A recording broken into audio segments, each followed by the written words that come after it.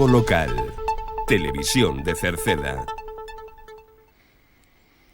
Que tal? Saúdos, moi boas tardes, señoras e señores. Estamos ca información. Hoxe é mércores, día 10 do mes de decembro, do mes de Nadal.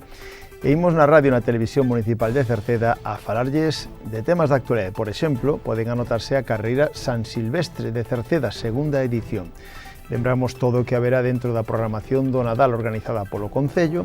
Falaremos tamén do campamento de Nadal para conciliación, así como do carriño solidario que estará a disposición dos veciños para facer as súas doacións. Lembramos tamén que na xornada de onte, hoxe se clausura a exposición ao Cantigueiro Popular Galego e onte recibiu a visita do secretario xeral de Política Lingüística da Xunta de Galicia. Falaremos deso, así como do plan de emprego da Diputación e falaremos do tempo, das previsións que hai para mañán, donde teremos especialmente a partir da tarde a entrada de unha nova fonte.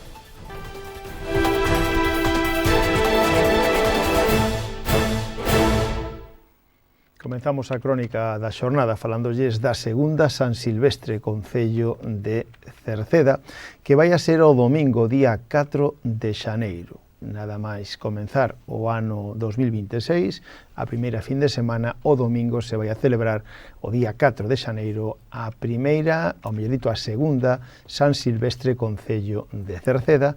Pola mañán, ás 11:30, darán comenzo as diferentes probas que están dentro da San Silvestre Concello de Cerceda. Haberá tres distancias. A primeira proba, a categoría absoluta, a partir de 15 anos, de 4,7 kilómetros.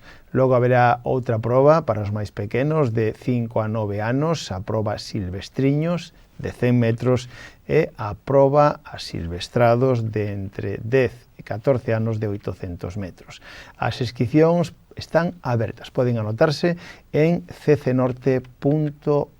Aí poden anotarse nesta carreira San Silvestre, que por segundo ano consecutivo se volve a organizar no noso concello, que a esperanza de que sexa un clásico todos os fins ou principios de ano.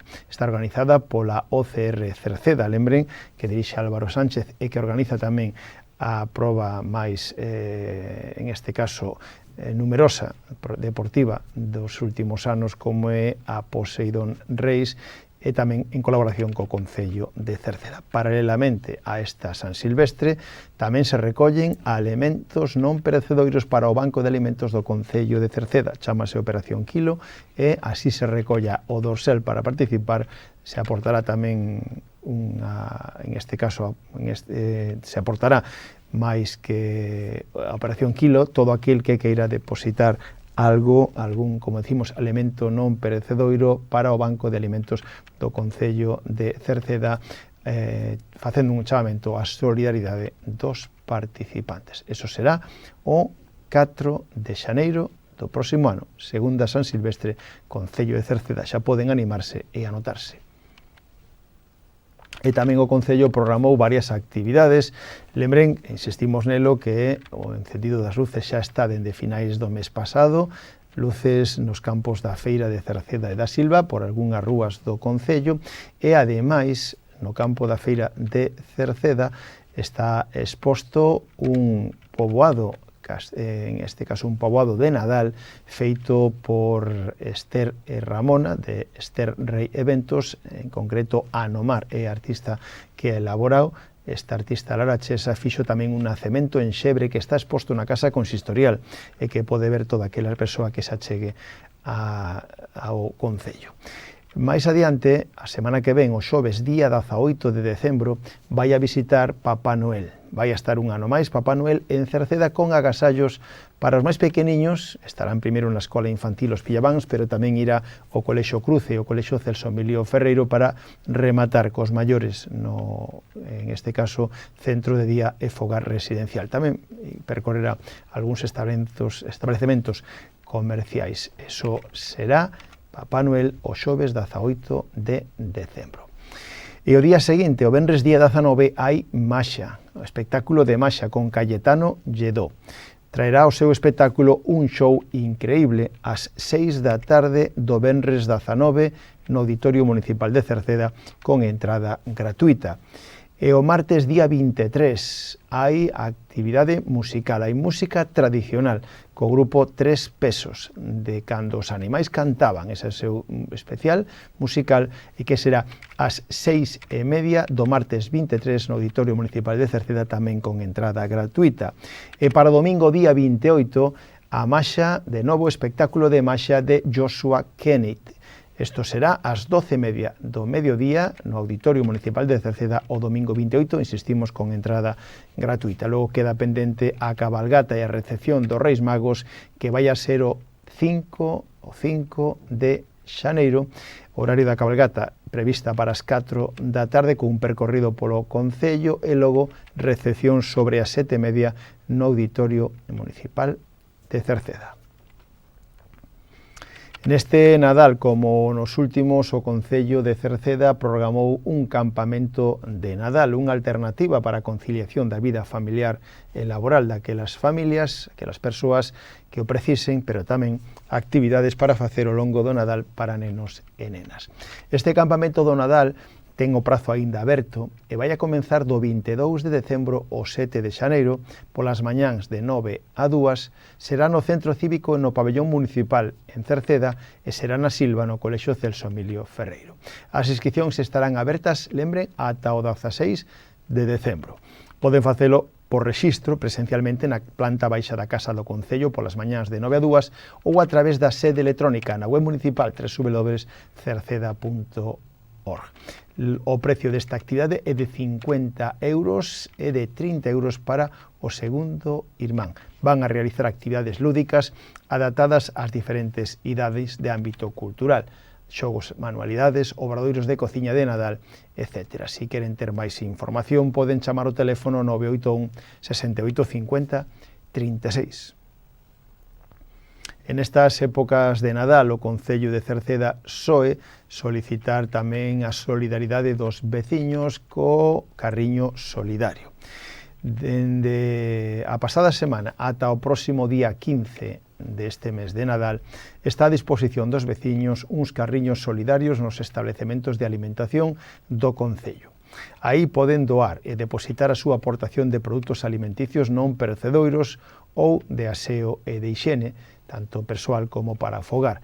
Van destinados a persoas necesitadas do Concello e dende Servicios Sociais insisten en que hai xente que non ten garantizadas as súas primeiras necesidades ou necesidades básicas, principalmente de alimentación, e que teñen que recurrir a estes donativos para cubrir as súas necesidades. Serán distribuídas por os propios servicios sociais municipais. Se alguén quere facer algunha aportación directamente a través dos servicios sociais, pode chamar ao teléfono 981 68 60 68. Na xornada de hoxe remata a exposición sobre o cantigueiro popular galego e onte foi visitada por Valentín García, que é o secretario xeral de Política Lingüística da Xunta de Galicia, que estivo acompañado polas concelleiras Catrina Queijo, Cristina Capelán e polo propio alcalde de Cerceda, Juan Manuel Rodríguez. Esta exposición chamada Cantemos todos a unha, o cantigueiro popular galego, estaba baseada por parte da Consellería, estaba baseada na programación institucional das Letras Galegas 2025, rendendo unha homenaxe á poesía popular oral e ás nosas cantareiras. Entre elas, as nosas, realmente hai dúas, Adolfina e Rosa Casas Rama, que foron homenaxeadas nas letras galegas. Na exposición pode verse, ademais, varios gráficos exclusivos das cercedenses, as nosas cantareiras Adolfina e Rosa Casas Rama. Imos a ver unha reportaxe, estivemos ali, tivemos a oportunidade de falar tanto co responsable, co secretario xeral de Política Lingüística, que xa viu varias veces o noso Concello, con Valentín García, como co alcalde de Cerceda, Juan Manuel Rodríguez. Pois estamos facendo unha visita á exposición que este ano fai itinerancia polos lugares máis vinculados ás letras galegas. Neste peche case do ano dedicado ás cantareiras e á tradición oral e á música de tradición oral, pois tiñamos que estar en Cerceda, porque aquí viviron Adolfina e Rosa Casás, que son dúas das bandeireteiras nas que a Real Academia quixo poñer a lupa, digamos, ou destacar a hora de poñeras como exemplo de todas as cantareiras que houve por Galicia adiante. Foi un ano moi dinámico en toda Galicia, porque a tradición oral é unha das grandes riquezas que ten a nosa cultura, transmitida ademais por mulleres, polas cantareiras, polas pandeireteiras. E foi aquí en Cerceda onde estas que eran tía e sobriña, pois gardaron de algún xeito ese tremendo tesouro que foi a tradición oral para transmitirla ás xeracións máis novas. E grazas a iso temos hoxe pois pandeireteiras por todo o país, cantareiras por todo o país, unha tradición oral viva que sigue tendo a súa extensión nas creacións máis modernas con xente pois como as Tanxugueiras, Mondra ou outros Camaña Meixeiras, por poñer algúns dos exemplos dos máis actuais, que bebendo desas fontes tan antigas e que foron guardadas nas casas, nos lugares e nas parroquias, pois hoxe podemos presumir de ter unha cultura moi potente baseada na tradición oral, porque na tradición oral había o haina en moitos sitios do mundo. O problema é que despois non se registraba, non se escribía, non se recollía, e aquí puidose facer grazas a mulleres como Adolfina e como Rosa. Por iso queríamos agradecer a colaboración do Concello de Cerceda, que tivo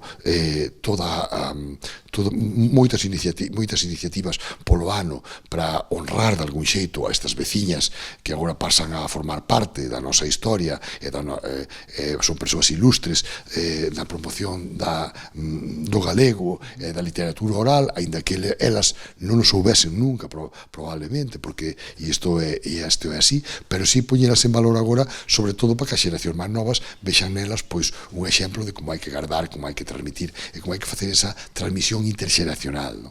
Por iso lle quero agradecer ao alcalde e á corporación que agora nesta fantástica biblioteca pois estivese esta a exposición que de algún xeito pois quixemos remarcar con ela pois eses lugares de referencia da nosa tradición oral e deste ano que foi tan frutífero e que levou a miles de iniciativas en Galicia, mesmo fora dela, para que as letras galegas teñan cada vez máis corpo e cada vez máis valor. O agradecemento a nós. O certo é que o secretario xeral de Política Lingüística xa nos visitou en máis ocasións, estivo no seu día no CEIB Celso Emilio Ferreiro da Silva, agora tamén poñendo a disposición esta exposición que poidamos disfrutar no noso Concello, e para nós, como ben sabedes, foi unha edición moi especial esta do 2025, eu creo que para todos e para todas. Por un lado, propoñer en valor iso que non era tan habitual, o tema das cantareiras, que ante os riscos da eliminación da historia que vivimos hoxe en día, co tema das novas tecnoloxías e con todo o que está acaecendo, saber de onde vimos é máis importante que nunca. Nese sentido, pois, poñerlle toda a relevancia e toda a consideración ao que se fixo durante este ano con respecto ao noso Concello, tamén ao de Malpica e ao de Muxía. E despois decir o que estábamos comentando, que esta é a Biblioteca Xosé Neira Vilas, que a partir de xa pasa tamén a ser un candidato a obter as letras galegas en calquera edición, que é unha figura moi reverenciada pola nosa parte e seguro pois que o seguirá sendo. Vamos con máis temas a falarlles do plan de emprego da Diputación, porque a Diputación de Coruña ten aberto plazo para solicitar as axudas do plan de emprego local do PEL 2026, unha convocatoria dotada con máis de 8 millóns de euros e destinada a apoiar a contratación de persoal, a realización de novas inversións, cubrir os costes das cuotas da Seguridade Social ou dos alquileres de locais e centros de traballos dos profesionais autónomos. O plazo permanece aberto, lembren, ata o 16 de este mes de decembro. A tramitación e as solicitudes deben realizalas exclusivamente de xeito telemático a través da plataforma Subtel da Diputación. Poden acadar axudas dende os 1.000 euros ata os 49.000 euros por persoa ou empresa beneficiaria. En este caso, tamén se pretende xerar emprego, impulsar pequenos negocios, especialmente no rural, co obxectivo de favorecer a chegada dos fondos a novos proxectos empresariais.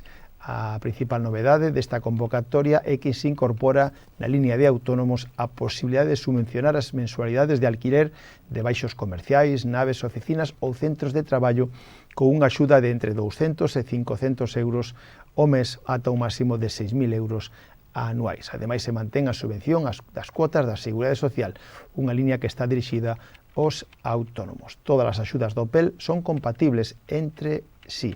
Para poder solicitalas, lembren ata o 16 deste mes de decembro a través da plataforma Subtel da Diputación Coruñesa.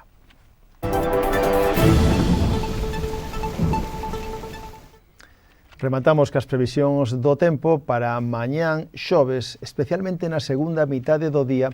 Galicia se vai a ver afectada por unha fronte que chegará polo Atlántico. É dicir, con esta situación mañán comenzaremos a xornada con ceos alternando nubes e claros. A partir do mediodía os ceos van a quedar máis cubertos, con chuvias que comenzarán pola franxa atlántica e xa pola noite chegarán a toda Galicia. As temperaturas continuarán sin cambios ou en lixeiro descenso e o vento soprará de compoñente sur, frouxo pola mañán e pode haber moderado con refachos fortes no litoral atlántico. Co tempo rematamos o informativo. Gracias pola súa compañía. Mañán voltamos. Saúdos na radio de Tomás Ramos, na televisión está Manuel Eirís, en na redacción e quen lles falou Manuel Ángel Villa. Disfruten da xornada, moi boas tardes. Adeus.